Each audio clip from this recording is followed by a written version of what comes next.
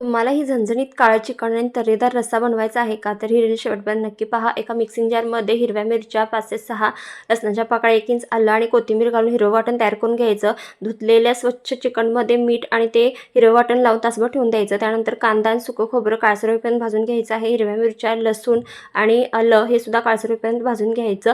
एका मोठ्या भांड्यामध्ये 3 ते 4 चमचे मोठे चमचे तेल घालायचं. खडे मसाले घालायचे. त्यानंतर कांदा बारीक चिरलेला घालायचा आणि मॅरिनेट केलेलं चिकन चांगलं परतून घ्यायचं. पाणी सुटलं की त्यामध्ये हळद, चवीनुसार मीठ घालायचं आणि पाणी घालून उकळण्यासाठी शिजण्यासाठी बाजूला ठेवून द्यायचं.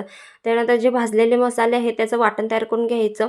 चिकन देखील शिजलेलं आहे. एका मोठ्या कढईमध्ये 3 मोठे चमचे तेल घालायचं. हे काळं वाटण चांगलं परतून घ्यायचं. त्यामध्ये लाल तिखट, हळद आणि गरम मसाला घालायचा आणि तेल सुटेपर्यंत हे वाटण भाजून घ्यायचं. थोडंसं वाटण रश्श्यासाठी बाजूला काढून घ्यायचं. उरलेल्या मसाल्यामध्ये चिकन परतून घ्यायचं आणि यामध्ये हा मसाला घालून चांगलं मस्त उकळी आणायची आणि ते आपला तर्रीदार रस्सा आणि झणझणीत चिकन तयार होतो. पटकन फॉलो करा.